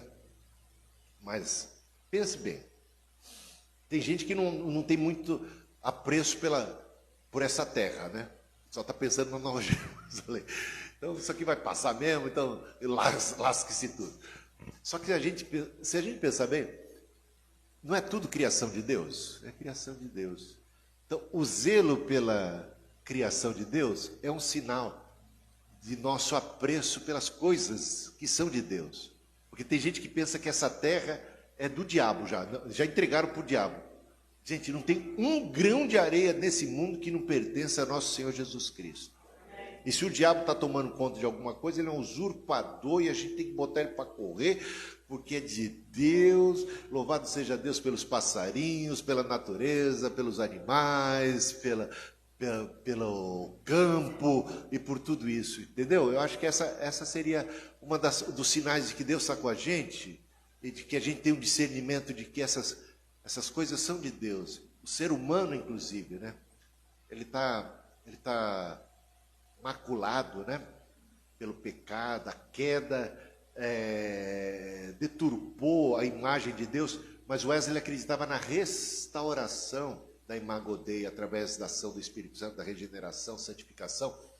E a gente pode entender que essa natureza geme até agora e suporta angústia, e a gente se solidariza com essa natureza criada por Deus, que também está debaixo da maldição do pecado e dos efeitos, e o que for possível, estiver ao nosso alcance, de fazer o bem para a natureza e a preservação dela, para o benefício, inclusive, geral de todos, né?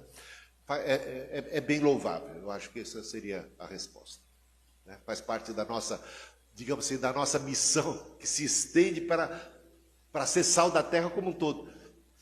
E a natureza geme, suporta angústias, almejando o dia da manifestação dos filhos de Deus. O dia da segunda vinda de Cristo, quando haverá a ressurreição de todos os mortos, uns para a vida eterna, outros para a perdição.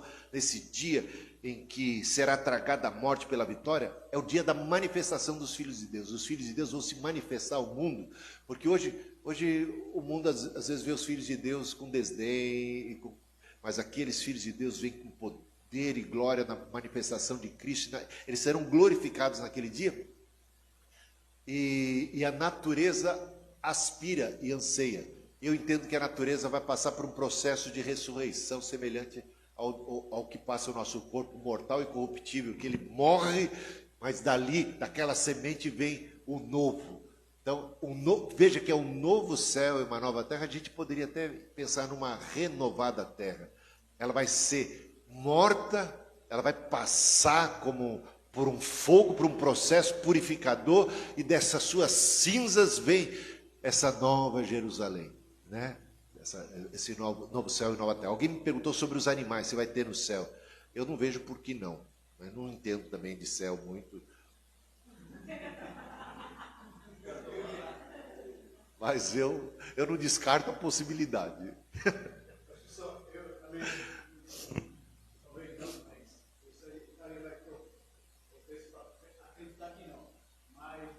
Você é contra os animais? Não, estou dizendo. Não estou de zoeira, não. Eu realmente não sei. Eu também não sei.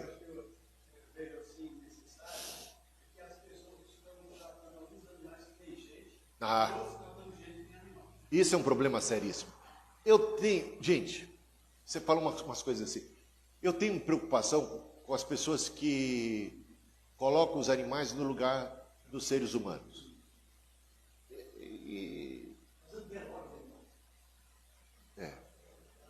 Aí tem gente que não quer mais ter filho, mas coloca o bicho no lugar do filho. Aí chama de filho, aquelas coisas. Eu não sei, eu acho que se você faz isso de uma maneira lúdica e tal, não é problema. Mas quando você leva isso muito a sério, já começa a ficar esquisito. E tem muito bicho por aí, né? Então, esse negócio de pet assim, se eu tivesse dinheiro, eu ia abrir um negócio de pet, porque o que dá de dinheiro esse negócio não é brincadeira, de alimentar e tal. Porque as pessoas, tem gente morrendo de fome, ou seja, tem umas coisas meio discrepantes aí. Não sendo nada contra os animais. Aliás, eu estava falando a favor, até estou colocando eles no céu, assim, o meu desejo é que eles tenham um lugarzinho no céu. Tá bom? Mas eu acho que tem exageros, né? Essa questão. As pessoas às vezes não arrumam nem o quarto e quer arrumar toda a natureza. Então, vamos por partes, né? Uma coerência da coisa, tratar bem papai e mamãe, né? Antes de ficar gritando a todo pulmão, salve a Amazônia. Não há nada contra. Eu acho que devemos salvar a Amazônia. Devemos salvar a criação de Deus, devemos preservar para o benefício total da coisa, mas com bastante coerência, né? Eu acho que às vezes está faltando uma coisa desequilibrada, né? Está ficando meio estranho. Cada vez estão tendo menos filhos. Eu acho estranho. Eu não sei como é que você pensa que vai ter de casal que opta por não ter filho. Quem não pode é uma coisa, mas opta por não ter ter filho é complicado, mas não ter também é. Você chega lá no chega no final da... Gente, no final da sua vida, só vai ficar família se você tiver muita sorte. Com sorte, só família. Com sorte. Pensa nisso. É ou não é? Com muita sorte, sendo você muito cuidadoso com a criação dos seus filhos, muito bondoso, generoso, tal, quem sabe ele se lembre de você e te ajude no final quando você vai estar capenga. Porque eu e o João já falávamos das nossas capenguices chegando, né, João? Ele começava a falar das doenças que ele tem, eu falava, mas eu tenho também essa porcaria também. Próstata começa a crescer. Eu já tenho que acordar 2 vezes. Essa noite eu acordei só uma noite. Que casa abençoada sua. Só uma noite para urinar. Nossa, que bênção. Gente, eu não sei o que é uma noite do... Depois você vai chegando na nossa idade, quem é homem já vai se preparando. É complicado. É um probleminha aqui, é outra ali. Nós estamos... Sabe por que a gente se encurva quando vai ficando mais velho? A terra nos chama. Vem cá, isso é mercadoria minha. Isso é mercadoria minha, vem cá. Cara, inevitável, processo contínuo de decadência e a gente vai indo de mal a pior. Não, gente, é a velhice. Tem uns, assim, umas exceções incríveis de gente que vive muito, muito, muito sem nenhum problema de saúde, é uma benção, tal, morre, descansa. Mas não pensa que isso é a regra, a gente ficar dependente no final da nossa vida. Isso aí não é metodista, deve ser de outra igreja. Não, mas eu tive lá o vô Raul, 104 anos de idade, pastor, lá em Mirandópolis e tal. O vô morreu recentemente com 104 anos de idade. Mas o homem lia um livro por semana, 1 ou 2 livros por semana ainda, uma mente pregando, fazendo, andava, e ele com 100 anos de idade, nós fomos num velório de alguém lá, o que ele foi em velório, gente, vocês não têm ideia. É uma experiência de velório tremenda. Aí estava eu no velório com ele, conversando, aí a gente conversa. Aí eu fiquei preocupado com ele, porque já estava mais de hora conversando, né? E as minhas costas já estavam doendo um pouco. E eu pensando nele, falei, a gente podia sentar ali e tal. Não preciso. Puxa, e eu doido para sentar, porque já não aguentava mais. Então, existe, é exceção. Mas pensa nisso. E cuida bem de todo mundo. Eu gosto muito daquela parábola do mordomo lá, é o mordomo infiel, né? O administrador infiel. É muito difícil entender essa parábola. Não vou esclarecer ela aqui não, só vou contar a moral da história. Que eu não devia nem ter tocado no assunto, que é complicado. Mas a ideia é a seguinte: granjeai amigos com as riquezas da iniquidade. O que ele, quando ele descobriu que ele estava de aviso prévio, o que ele fez? Aproveitou que ele tomava conta lá da dinheirama e tinha autoridade para poder dar perdão de dívida. Ele começou a perdoar todo mundo. Ele fez um montão de benefício com o recurso do patrão. Ele fez a festa, tratou todo mundo bem, ajudou todo mundo, fez caridade. E agora ele estava no olho da rua. E o que ele contava? Ele contava agora que aquelas pessoas, de alguma maneira, eram gratas a ele, devedoras a ele.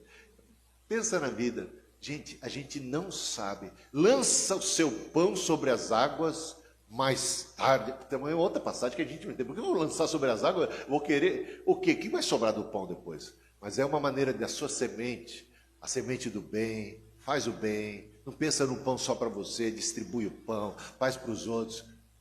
Isto pode ser a tua salvação no futuro, tá? E se o cara é mão de vaca com os filhos, e tem uns pais que são um nojo de ser humano, mão de vaca, não dá nada, é só ele, só amealha, sabe? Cuidado, você está plantando. Depois pode ser que você dependa deles e o dinheiro seu, você já não vai ter condição mais de administrar, vai cair na mão deles, você juntou para eles depois, e talvez eles comecem a agir com você do jeito que você agiu com eles o tempo todo, e vai ficar ruim para o seu lado. Então, planta a generosidade, faz o bem. Não sei por que a gente entrou nesse assunto, mas faz parte, né? É dos cachorros, entrou no cachorro, já foi para papai mão de barca, sovina.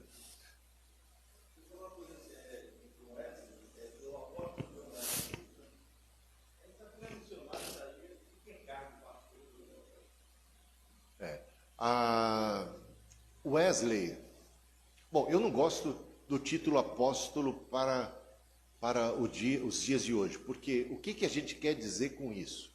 Eu entendo que a função apostólica, a função, assim, um ministério apostólico até pode existir em função, mas por que eu ia querer esse título? Acho esquisito.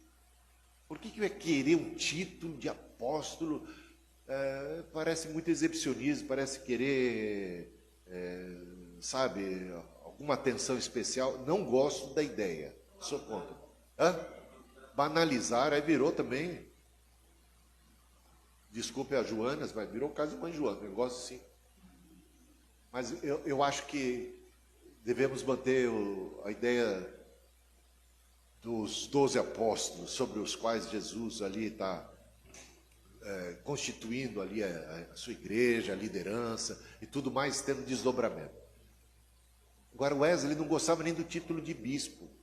Ele não queria organizar igreja nenhuma, sabe? Ele era um líder diferente, ele não queria, sabe? Ele não era exibicionista. Não... E quando o Wesley, lá nos Estados Unidos, fez a igreja, organizou a igreja metodista e aceitou ser constituído como bispo, você tem que ver a carta que o Wesley escreveu para ele. Você entendeu? Ele era contra esse tipo de coisa. Tá? O que significa bispo? Um supervisor de igrejas, pastores e tal. Não é o meu ministério. É a minha função. Agora, pastor é meu chamado. Bispo é ocasional, é que nem superintendente, mesma coisa, eles são bispos, exercem superintendência aqui, então, título é bobagem, né? A ideia, posso ter o título e não posso ter a bênção de Deus, o carisma de Deus e tal. Um dia eu vou deixar de ser, aí eu deixo de ser eleito bispo, então aí eu não tenho mais o respeito de ninguém, eu não significo mais nada para ninguém, então significa que eu nunca signifiquei mesmo quando era antes. Só pode ser isso. Não era grandes coisas antes. Se eu preciso de um... A mesma coisa, o pastor aí deixou de ser pastor, aí ele não tem designação, mas calma aí. Lembra que quando eu comecei a pregar, eu não era nada. De repente comecei a pregar e tal. Ministério não tem nada a ver com, digamos, o ministério pastoral. A ordenação é um sinal de que a igreja reconheceu aquilo que Deus te deu, né? Mas eu não preciso, digamos, de uma ordenação pastoral para exercer o ministério pastoral. Eu já exercia muito antes de ser ordenado pastor, não é não? Naturalmente. E um dia eu vou deixar, não vou ter uma designação, eu não vou, mas eu perdi o carisma de pastor? Não, eu posso continuar servindo na medida das minhas possibilidades, ministrando aqui, ministrando ali, ajudando, orando, aconselhando e tudo mais. Então isso não para. Eu vou ser pastor até o fim da minha vida, mas eu não vou querer ser pastor titular o tempo todo, porque dá um trabalho nesse negócio, vocês estão aí no primeiro banco. Eu vou querer só ficar na retaguarda. Eu sou folgado, ficar na retaguarda. Na verdade, eu não sou, eu estou ficando folgado. Estou ficando velho. Experiência. Eu vou jogar bola. Jogar bola é o seguinte agora. Tem uns craques aqui, ó, nessa fileira aqui. O Alex, profissional. Mas quando eu era jovem, é um gás. Eu jogava bola de manhã, de tarde, de noite. Corria. Eu tinha 63 quilos. Eu casei com 63 quilos. Era difícil me segurar. Porque eu era quebrado também, os caras viram. Eu pulava, passava, e quando jogava sem camisa, aí suado, você, cara, uma garra de jeito, eu assim, corria que nem um lampartia, era driblador. Driblador, invocado assim para ti, para cima e tudo mais. Cara, eu já não sou driblador faz uns 30 anos, mais ou menos, que eu não sou. Aí o tempo vai chegando, cara. Você tem que se adaptar aos tempos. A correria de outrora já não é mais a mesma. Não é mais a mesma. Agora, eu amo tanto jogar futebol que eu falei, eu não vou parar, então eu tenho que me encontrar, eu tenho que me reinventar. Eu não era muito de passar bola, não, era fominha. Aliás, o pessoal até gosta mais de jogar bola comigo mais recentemente do que antes, porque antes era uma bola para mim, eu vou para cima e tal, tal. Aí eu falei, eu comecei a perceber o seguinte, que eu não conseguia mais driblar, com a mesma facilidade, vai piorando, né? Não tem mais velocidade, todo mundo é mais rápido do que você. Aí eu tinha que me desfazer da bola o mais rápido possível. Aí eu aprendi uma coisa que eu tinha que ter aprendido, que os caras profissionais aqui no Alex aprendem lá, já na escolinha de base lá, que você tem, para ter visão de jogo, você já tem que enxergar antes de receber a bola. Você já tem que estar olhando tudo, você tem que ter uma visão do quadro antes. Eu só fui desenvolver isso com os 30 e poucos anos de idade. Os 35, aí eu comecei a desenvolver. Então a bola vinha, Gilson. O Gilson gosta de jogar bola também. A bola vinha, cara. Eu já sabia para onde eu ia passar. Ela vem, eu já sei, do jeito que ela vem, eu já sei o que eu vou fazer com ela, para me livrar o mais rápido possível dela. Cara, eu comecei a ficar bom nisso. Assim, os caras começaram a agora você está passando a bola, está deixando a gente na cara do gol e tal, tal. Gostei. Falei, encontrei um jeito. Não preciso correr nem tanto. Ela já vem, eu já solto, pá. Eu joguei de pivô. Salão, então, eu jogava de pivô, pá, já o cara já vem, pum. Eu lá, encontrei meu lugar. E aí, sabe, você vai encontrando a experiência, vai sabendo que você tem que correr menos, mas tem que se posicionar melhor. Entendeu? E que você pode render ainda para o benefício do time de um jeito diferente, que você já não é mais o mesmo, mas talvez você tenha adquirido agora um know-how, um saber, uma coisa que você presta um serviço melhor num outro nível. É isso, quando eu brinco de falar de folgado, é o seguinte, eu não consigo mais. Gente, eu vou dizer, primeiro ano meu como superintendente, 1998, eu visitei todas as igrejas metodistas, não eram tantas como hoje, mas eu visitei todas no primeiro ano. Cara, meu negócio de milhagem de avião era um negócio doido, eu já estava ganhando prêmio, passagem de graça, tanto que eu viajava. E era também, depois fui eleito negócio lá dos Estados Unidos, só no ano viajei, eu tinha um cargo nos Estados Unidos também, eu viajei 5 vezes para os Estados Unidos num ano. Eu viajava, ia aqui, não tinha para ninguém, era pastor da igreja, fazia não sei o quê, fazia tudo. Não me cansava nem nada. Só de eu pensar e falar isso para vocês, já me deu um troço agora. Tá entendendo? Muda. Agora, quer dizer que eu não jogo mais? Não, eu vou jogar de uma maneira mais, assim, mas na cadência. E pensa, joga casado e solteiro para você ver. Os casados normalmente ganham. Por quê? Porque a experiência ajuda muito. E eles ficam naquela correria, né, Alex? Eles ficam na correria, pá, e tal, e a gente só tudo posicionamento, tal. A gente já conhece o caminho das pedras, meu. É um barato isso.